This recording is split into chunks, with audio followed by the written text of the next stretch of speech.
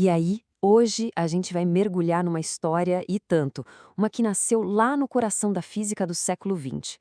É uma jornada que começa, olha só, com a frustração de um dos maiores gênios que já pisou na Terra e que nos leva direto para uma das perguntas mais fundas que a gente pode fazer. Afinal, como foi que o universo começou? E para guiar a gente nessa jornada, nada melhor que o próprio Albert Einstein, né? Essa frase dele já prepara o terreno perfeitamente. A gente vai explorar justamente esse cruzamento, onde a descoberta científica, de repente, se depara com as grandes questões sobre a nossa origem. Tá, então vamos lá. Nossa história começa com um baita conflito. Mas não um conflito entre países, e sim um conflito dentro da mente de um gênio. Einstein, lá em 1916, estava profundamente incomodado. E não era com um colega, não, era com a própria matemática dele. Mas o que poderia ser tão irritante para ele, a ponto de tirar o sono? A resposta estava na maior conquista da vida dele, uma teoria que mudou para sempre o jeito como a gente entende o cosmos. É isso mesmo. Os cálculos da relatividade geral, uma teoria de uma precisão absurda, apontavam para uma conclusão que o próprio Einstein detestou. Ele, assim como a maioria dos cientistas da época, acreditava que o universo era estático e eterno. Mas a matemática dele dizia o contrário, que o universo teve um começo, ou seja, ele era um efeito gigantesco e todo efeito precisa de uma causa. E o que ele fez? Tentou dar um jeitinho no problema. Ele enfiou uma coisa chamada constante cosmológica no meio das equações dele. A fonte que a gente está analisando chama isso de fator de ajuste.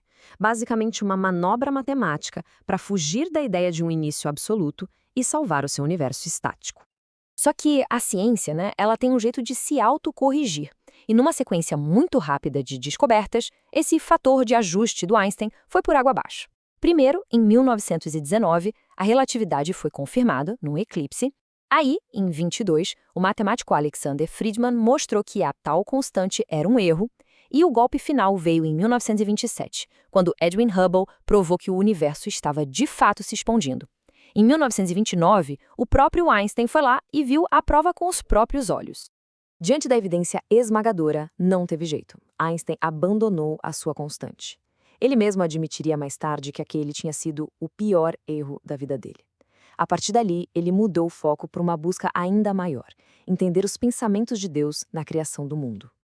E essa virada de chave na ciência, que começou com Einstein, acabou dando uma força incrível para um argumento filosófico que já existia há muito, muito tempo e que agora parecia ter o peso da cosmologia moderna do seu lado. É o chamado argumento cosmológico, e a lógica é bem direta. A premissa 1 é algo que a gente vê todo dia, é a base da ciência. Tudo que começa a existir teve uma causa. Se a premissa 2 for verdadeira, que o universo teve um começo, então a conclusão é inevitável. Por isso, a grande questão passa a ser: mas será que essa segunda premissa é mesmo verdade? O universo realmente teve um começo? Por séculos, isso foi papo para filósofo. Só que a ciência do século XX veio com uma resposta surpreendente e, para muita gente, definitiva. A fonte que a gente está usando aqui agrupa 5 linhas de evidências científicas muito fortes num acrônimo fácil de lembrar. SURGE. Vamos ver o que significa cada letra? Cada uma dessas letras representa uma peça poderosa nesse quebra-cabeça. E todas elas apontam para um início. Vamos começar com o S, que é a segunda lei da termodinâmica. De um jeito bem simples, ela diz que o universo está o tempo todo perdendo energia útil, como se fosse uma bateria descarregando. Agora pensa, se o universo existisse para sempre, essa bateria já teria acabado há muito, muito tempo. O fato de ainda ter estrela brilhando no céu significa que alguém precisou ligar o universo em algum momento do passado. O U é de universo em expansão. Essa foi a grande sacada do Hubble. E a implicação disso é de explodir a cabeça. Se a gente rebobinar o filme da expansão, tudo o que existe no cosmos, todo o espaço, toda a matéria e até o próprio tempo encolhe e volta para um único ponto de partida. Um começo para absolutamente tudo que a gente conhece. O R nos leva para 1965. 2 cientistas, Arnold Penzias e Robert Wilson, detectaram sem querer um ruído de fundo vindo de todas as direções do espaço. Depois de descartarem tudo, eles chegaram a culpar sujeira de pombo na antena deles, para ter uma ideia. Mas no fim, eles perceberam que tinham encontrado a radiação remanescente, o brilho que sobrou da grande explosão do Big Bang, algo que tinha sido previsto décadas antes. O G é de grandes sementes de galáxias. Em 1992, o satélite COBE mapeou essa radiação de fundo e achou uma coisa incrível: variações minúsculas de temperatura. Essas ondulações eram as sementes, com um ajuste perfeito que deixaram a matéria se agrupar e formar as galáxias. Se fossem um pouquinho diferentes, o universo seria um vazio só. A precisão era tão maluca que o líder do projeto, George Smoot, soltou essa declaração aí. E por último, o E, claro, é para Einstein. A teoria da relatividade geral foi o pontapé inicial. Foi ela que previu a expansão, que por sua vez levou à busca pela radiação e pelas sementes de galáxias. No fim, tudo se conecta, de volta àquela descoberta irritante lá de 1916. Bom, é óbvio que uma ideia do tamanho do Big Bang não ia ficar sem contestação. A ciência avança assim no debate. Então, e as teorias alternativas que tentam dar uma escapada da conclusão de um início absoluto? A fonte que a gente analisou passa pelas principais. A principal concorrente é a teoria do ricochete cósmico, que sugere um ciclo sem fim de expansões e contrações. Acontece que a fonte aponta o que considera umas falhas bem sérias. Por exemplo, a segunda lei da termodinâmica ainda valeria.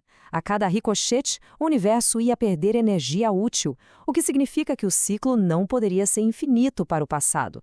Ele também teria que ter tido um começo.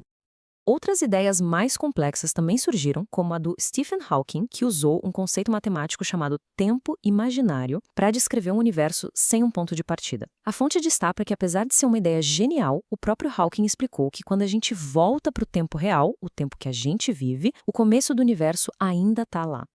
Então, no fim das contas, para onde toda essa evidência nos leva?